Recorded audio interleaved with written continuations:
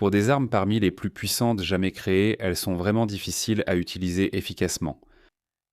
La prolifération nucléaire est une source constante d'inquiétude. Au moment où j'écris ceci, la version actuelle est un récit politique qui dure en réalité depuis des décennies. L'Iran travaille sur des armes nucléaires et de mauvaises choses arriveront si le pays parvient un jour à ses fins. Et bien sûr, l'érosion supplémentaire du régime de non-prolifération sera généralement considérée comme une mauvaise chose. Il y a de mauvaises choses et puis il y a de très mauvaises choses. Personnellement, je n'aimerais pas être jeté par la fenêtre du 2e étage. Cependant, je suis prêt à faire beaucoup plus pour m'assurer de ne pas être jeté par la fenêtre du 10e étage. De la même manière, il ne suffit pas de simplement dire qu'une arme nucléaire iranienne est une mauvaise chose. Sur le plan pratique, le monde devra réellement gérer les conséquences si nous en arrivons un jour à ce point. Et sur le plan stratégique, cette question compte déjà pour les négociations en cours avec l'Iran. Si l'acquisition d'armes nucléaires par l'Iran est une catastrophe totale, alors les États-Unis devraient exiger des mesures d'application plus strictes concernant le programme nucléaire iranien. D'un autre côté, si le fait que l'Iran possède des armes nucléaires n'a pas beaucoup d'importance, alors prolonger la fermeture du détroit d'Ormuz est une idée absurde. Eh bien, il s'avère que répondre à la question de savoir quelle était la véritable situation n'est pas si simple. Oui, les armes nucléaires sont extrêmement puissantes, mais les utiliser et menacer de les utiliser de manière crédible est plus difficile qu'il n'y paraît au premier abord. Et essayer d'agréger leurs effets crée un problème où il devient difficile de garder une vue d'ensemble. Donc à l'ordre du jour aujourd'hui, nous allons discuter de 3 aspects de la stratégie nucléaire. Premièrement, la coercition consiste à menacer d'utiliser l'arme nucléaire pour obliger des adversaires à agir contre leur volonté. C'est plus facile à dire qu'à faire. Deuxièmement, la dissuasion consiste à menacer d'utiliser l'arme nucléaire pour empêcher des adversaires d'agir. C'est beaucoup plus facile à accomplir, ce qui renforce l'idée que les armes nucléaires consolident le statu quo. Enfin, nous finirons par le grand rebondissement. D'une certaine manière, la facilité de la dissuasion nucléaire permet aux États de formuler des menaces convaincantes avec succès. Fait étrange, ce n'est pas la menace directe d'utiliser des armes nucléaires qui rend la stratégie efficace. En fait, les armes nucléaires renforcent la confiance des États à utiliser des armes conventionnelles, ce qui crée les gains stratégiques. C'est aussi là que surgissent les principaux problèmes avec l'Iran. Mais commençons par l'idée de base de la contrainte nucléaire. Dans cette perspective, les armes nucléaires sont comme les autres armes, mais en plus grand. Si vous craignez que quelqu'un vous lance une grenade si vous ne cédez pas à ses exigences, alors vous devriez être encore plus inquiet qu'il vous envoie des armes nucléaires. Et il convient de noter que les armes nucléaires ne sont pas seulement ces grosses bombes que vous voyez dans les films et qui détruisent donc des villes entières. Il existe aussi une catégorie appelée armes nucléaires tactiques, qui ont tendance à être plus petites et qui, par définition, sont destinées à frapper des cibles militaires. Ces cibles peuvent être assez importantes, comme une base militaire, ou très précises, comme une colonne de troupes ennemies. Les armes nucléaires tactiques ont les mêmes fonctions que les armes conventionnelles, mais peuvent être plus efficaces pour détruire. La théorie de la contrainte nucléaire remonte au jour même où le monde a fait la connaissance des armes nucléaires. En peu de temps, les États-Unis ont bombardé Hiroshima et Nagasaki. Il n'a pas fallu longtemps au Japon pour se rendre. Aujourd'hui, les historiens discutent de l'impact réel des attaques atomiques sur la décision du Japon. Les États-Unis avaient bombardé d'autres villes japonaises avec des bombes incendiaires à des degrés similaires, bien que cela ait demandé beaucoup plus d'efforts que d'utiliser simplement un seul engin. Le Japon était déjà en difficulté, rationnant le pétrole et immobilisant la plupart de son aviation avant les bombardements. Et la déclaration de guerre de l'Union soviétique contre le Japon a privé le gouvernement impérial de tout espoir qu'un tiers impose un règlement plus modéré. Il est difficile d'affirmer que les armes nucléaires étaient insignifiantes stratégiquement. En dehors de cela, cependant, les cas de contrainte évidentes sont heureusement rares. Aucun autre usage offensif d'armes nucléaires n'a eu lieu dans l'histoire. Une partie de cela peut être trompeuse. Quand les choses fonctionnent en diplomatie internationale, il n'est pas nécessaire d'exprimer clairement une menace pour obtenir l'effet voulu. Tout le monde sait que vous avez des armes nucléaires. Et ça vaut aussi pour vous, Israël. Ils les prennent déjà en compte dans leurs calculs. On ne peut pas brandir un sabre nucléaire plus qu'un sabre conventionnel, donc les menaces explicites servent peu. Cela ne signifie pas que les autres ignorent une telle possibilité. Par exemple, lors de la guerre de Kargil, l'Inde a convaincu le Pakistan de retirer ses forces irrégulières du Cachemire. À cette période, les deux pays développèrent leur stock nucléaire, mais l'Inde avait environ 2 fois plus de bombes. Cela a forcé le Pakistan à peser ses options avec prudence, ce qui a contribué au succès remarquable de l'Inde. Bien sûr, ce cas est obscurci par la manière dont le Pakistan a introduit ses troupes au début du conflit, ce qui signifie que l'Inde essayait d'annuler un changement très récent du statu quo. En effet, il ne nous reste plus d'autres cas clairement définis. Encore une fois, au moins en partie parce que tout cela devrait déjà être pris en compte dans la situation, même avant que la guerre ne commence. La guerre de Kargil avait déjà dépassé le point où elle aurait dû cesser. Le problème avec cette coercition, c'est que les armes nucléaires sont grossières, tandis que les États ont souvent des objectifs plus précis. Si la cible n'évacue pas un territoire disputé, que va faire l'agresseur? Employer des armes nucléaires tactiques pour affaiblir les forces ennemies locales? Oui, cela aiderait à atteindre l'objectif rapidement. Eh bien, beau travail. Maintenant, cette région précieuse a été irradiée. Juste un avertissement pour toute personne à Moscou ou à Pékin qui envisagerait d'exécuter cette stratégie en Ukraine ou à Taïwan, respectivement. Si les armes nucléaires tactiques sont insuffisantes, qu'en est-il des stratégiques? Elles pourraient infliger encore plus de dégâts, cette fois sur une zone que l'agresseur ne veut pas acquérir. Que fera l'agresseur? Lancer une bombe nucléaire sur la capitale? Même les bombardements stratégiques conventionnels ont un mauvais bilan ici. Si la cible veut vraiment garder le contrôle du territoire disputé, la perte de biens dans la capitale ne l'empêche pas directement d'occuper encore le territoire contesté. Cela présente d'importants inconvénients. Si l'agresseur possède aussi l'arme nucléaire, la cible risque un échange nucléaire. Notez que c'est en réalité un argument en faveur des armes nucléaires, car neutraliser la capacité nucléaire de coercition de votre adversaire est très utile. Cependant, certaines cibles non nucléaires peuvent résister aux menaces nucléaires des agresseurs. Considérez les diverses menaces nucléaires brandies par la Russie contre l'Ukraine. Kiev les a en grande partie ignorées et n'a pas été puni en conséquence. La principale raison est que le Kremlin a besoin du soutien économique de l'Inde et de la Chine pour pouvoir soutenir le reste de l'effort de guerre. Aucun de ces deux pays ne veut d'un monde où les armes nucléaires sont intégrées à la guerre. Ils ont aussi des armes nucléaires, mais admettent que cela génère des externalités négatives pour les autres.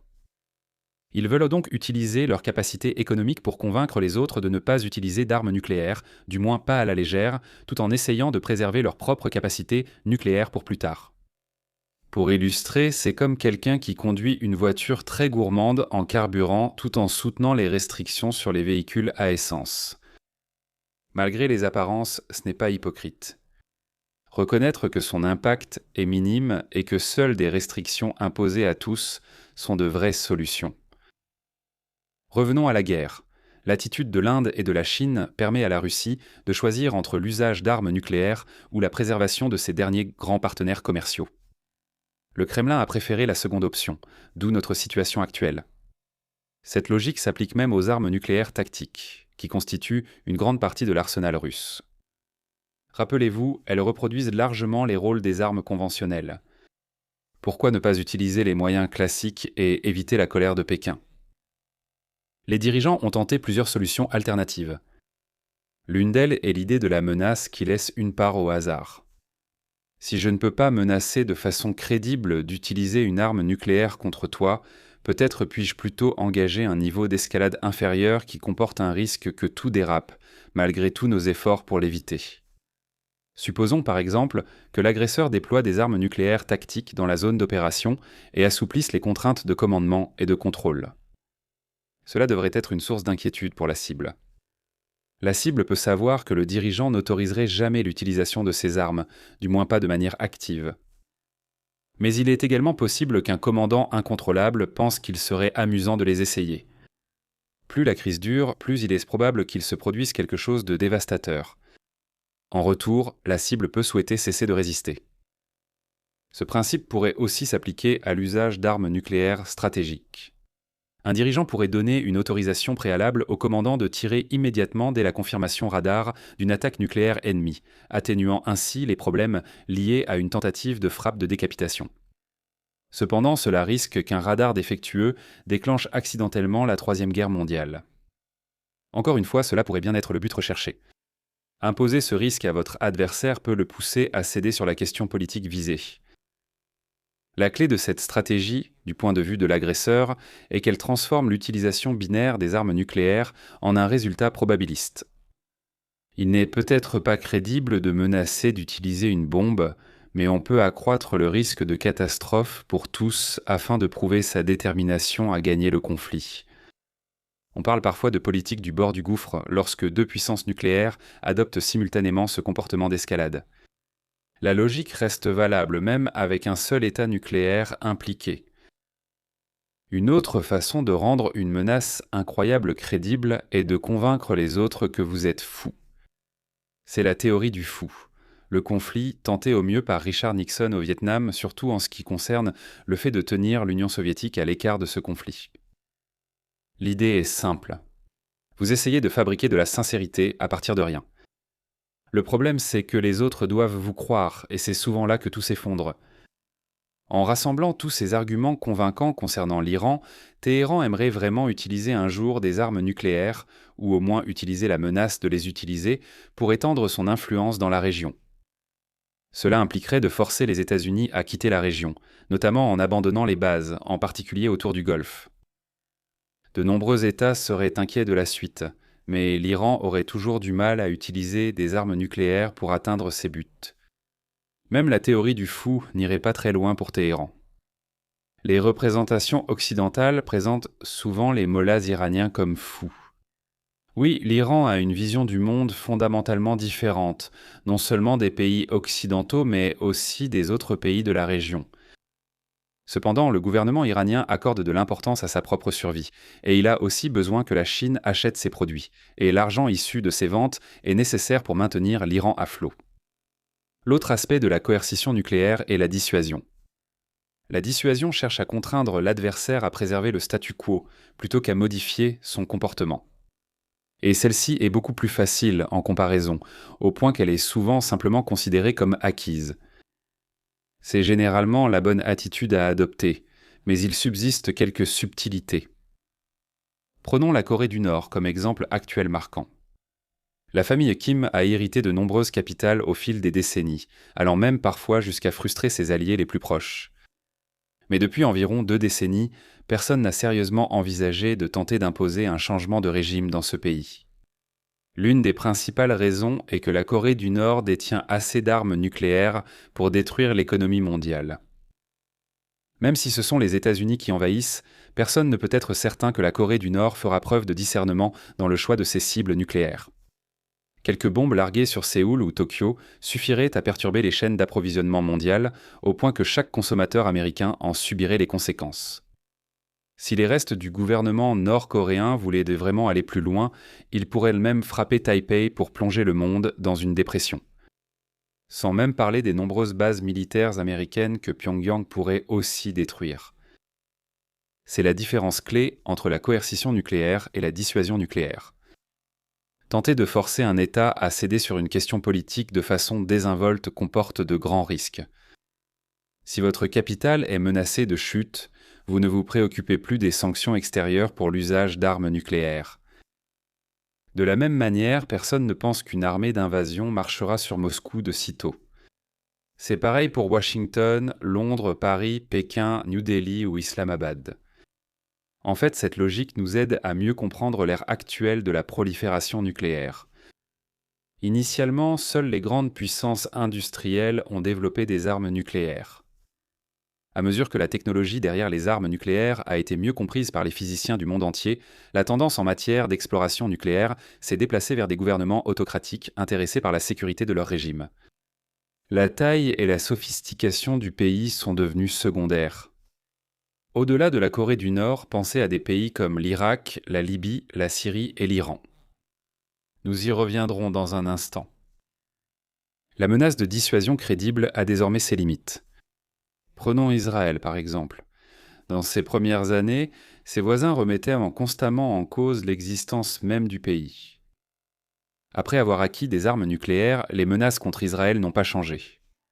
Mais l'ampleur du problème a sûrement changé. En fait, les armes nucléaires n'ont pas empêché ses adversaires de faire la guerre à Israël, ce qui remet en cause leur valeur dissuasive. Cependant, les combats ne consistaient plus à marcher sur Jérusalem et à y hisser un nouveau drapeau. Au contraire, ils sont devenus des conflits sur des régions périphériques.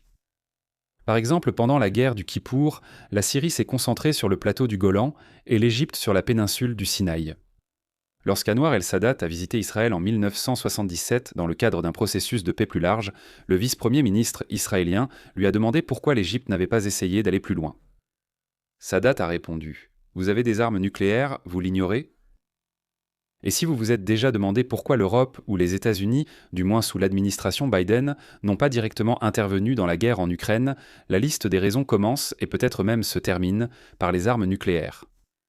Si la Serbie, à titre d'alternative hypothétique, essayait d'envahir l'Ukraine de cette manière, on peut imaginer que cela se terminerait rapidement avec une pluie de bombes s'abattant sur les dirigeants du pays.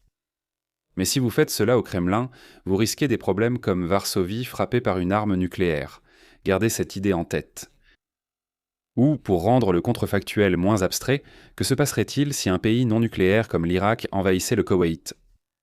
L'enfer n'a pas de fureur comparable à celle de George H.W. Bush, obligé de dire Saddam 20 fois par heure. Maintenant, la capacité de dissuasion n'est pas infinie. On pense souvent que la crédibilité concerne seulement les régions vitales. Prenons Koursk comme exemple. L'Ukraine a envahi l'oblast en 2024 et il n'y a eu aucune véritable réponse nucléaire de la part de la Russie, malgré beaucoup de rhétorique suggérant le contraire. Même si cela aurait été dissuasif, le Kremlin aurait dû affronter les conséquences politiques de l'usage de l'atome. C'est pourquoi les pays essaient de faire preuve de créativité avec leur stratégie nucléaire. En effet, le déploiement d'armes nucléaires est une méthode principale pour renforcer la crédibilité d'un lancement nucléaire. La présence d'armes nucléaires près de la ligne de contrôle place les commandants devant un dilemme en cas d'invasion, les utiliser ou les perdre. Mais cette méthode ne garantit pas la crédibilité. Bien que les États-Unis aient déployé des armes nucléaires en Europe durant la guerre froide, la France doutait qu'il risque Pittsburgh pour défendre Paris, ce qui l'a poussé à créer sa propre dissuasion nucléaire. Concernant la théorie de la dissuasion appliquée à l'Iran, c'est l'utilité principale anticipée par les analystes en cas de prolifération nucléaire persane. Les États-Unis ne pourraient pas, par exemple, répéter l'assassinat de l'ayatollah sans risquer de causer d'énormes dégâts au reste de la région, à Israël, à l'Europe, ou peut-être un jour au territoire américain lui-même.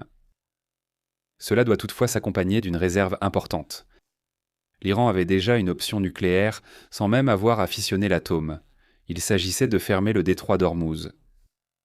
Cette stratégie n'était certes pas infaillible, mais elle a été un moyen de dissuasion efficace durant des décennies. La seule utilité dissuasive des armes nucléaires pour l'Iran concerne les situations où le détroit d'Ormuz ne suffit pas à assurer sa protection.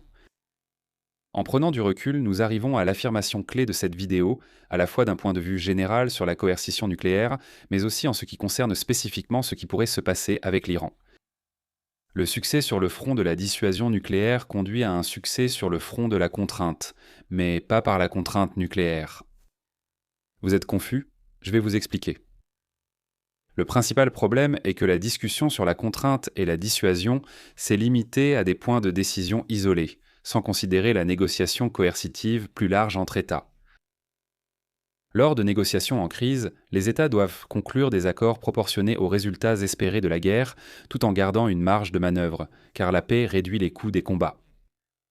Si les armes nucléaires sont comparables aux armes classiques et renforcent la puissance offensive, même dans des circonstances limitées, nous comprenons déjà leur valeur lors des négociations en temps de crise.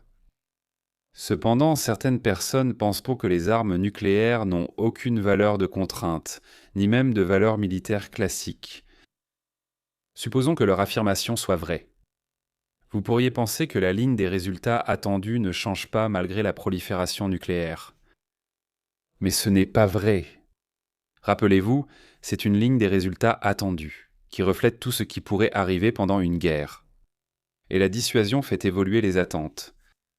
Pour comprendre ce que je veux dire, supposons qu'une guerre puisse se terminer par l'un de trois résultats grossièrement simplifiés.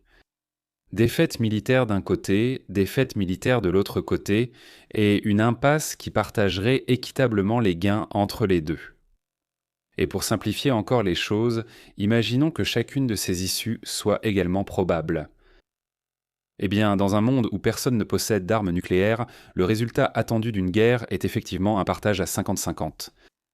La conquête totale d'un camp compense celle de l'autre dans le résultat attendu, et l'impasse représente également une division équitable. Mais maintenant, imaginez que monsieur du côté droit est un vrai tueur et qu'il a développé un arsenal nucléaire. Que se passe-t-il si son armée conventionnelle s'effondre maintenant ? Je ne conseillerais pas à son adversaire de marcher sur la capitale du côté droit. Ce serait un bon moyen de voir la capitale ennemie subir une attaque nucléaire. Ainsi, après une victoire militaire, vous pourriez obtenir une frontière qui ressemble à ceci, au point où le recours à la force nucléaire n'est plus crédible. Je vais utiliser le point de conquête optimal comme étant égal à la situation d'impasse à des fins d'illustration. La logique reste valable même si la frontière était plus à l'est. D'accord, mais pensez au résultat moyen d'une guerre à présent. Ce n'est plus équilibré. Nous doublons la probabilité d'un résultat qui se situe au milieu et nous effaçons le pire scénario pour le camp de droite. Les armes nucléaires ont ainsi changé le rapport de force. Le résultat de la guerre est désormais ici. Pour donner une autre interprétation de la logique qui sous-tend cette implication, les armes nucléaires sont des polices d'assurance contre le pire résultat possible. Détenir des armes nucléaires rend plus audacieux dans ses exigences et plus à l'aise avec l'usage d'armes conventionnelles. De même, statistiquement parlant, les crises ont plus de chances de se terminer par un résultat favorable pour les États dotés d'armes nucléaires, et elles ont tendance à se terminer plus rapidement, même si nous n'avons jamais observé l'utilisation d'armes nucléaires en dehors de la guerre du Pacifique. Cependant, l'ombre de l'utilisation nucléaire fait que les adversaires sont prêts à limiter leurs ambitions expansionnistes. Cela explique aussi pourquoi les crises finissent du plus vite, car les succès militaires initiaux de l'adversaire ne deviennent pas plus importants. Pour revenir au Golfe, un Iran doté de l'arme nucléaire n'est pas seulement un Iran capable de garantir la survie de son régime. C'est aussi un Iran moins contraint sur d'autres questions politiques, car il n'affronte plus la menace immédiate d'un changement de régime si une guerre tourne mal. Cela implique une politique étrangère bien plus active dans la région, au détriment de son opposition. Encore une fois, la question du détroit d'Ormuz reste cruciale. Plus la probabilité qu'une guerre entraîne l'échec du régime est élevée, plus le rendement des armes nucléaires est important. Si la capacité de l'Iran à Ormuz suffit à dissuader 99% des futures tentatives de changement de régime, alors la valeur des armes nucléaires est minimale. Si vous pensez que la situation à Ormuz serait plus gérable si un adversaire faisait tout son possible pour la rouvrir, alors peut-être que les armes nucléaires auraient un impact bien plus important. Ai-je la réponse à la question de savoir s'il vaut la peine de faire la guerre pour empêcher l'Iran de développer des armes nucléaires ? Non, c'est politique car elle implique de vrais compromis économiques. Mais ce sont là les éléments que vous devez garder à l'esprit lorsque vous réfléchissez à votre propre position. Alors quelles sont les idées principales à retenir pour aujourd'hui ? Contraindre des adversaires avec des armes nucléaires est difficile, mais parfois possible selon les circonstances. En revanche, dissuader des adversaires avec des armes nucléaires est bien plus simple. Cependant, la dissuasion nucléaire puissante permet d'utiliser les forces conventionnelles dans plus de situations, offrant aux détenteurs de l'arme nucléaire la possibilité de menacer efficacement sans y recourir directement. Utilisez cette information comme bon vous semble en ce qui concerne l'Iran. En attendant, regardez un de mes anciens cours sur la prolifération nucléaire pour approfondir vos connaissances. Attention, des PowerPoint datant de la pandémie arrivent. Et si vous avez apprécié la vidéo d'aujourd'hui, alors merci de liker, partager et vous abonner, et je vous dis à la prochaine. Prenez soin de vous.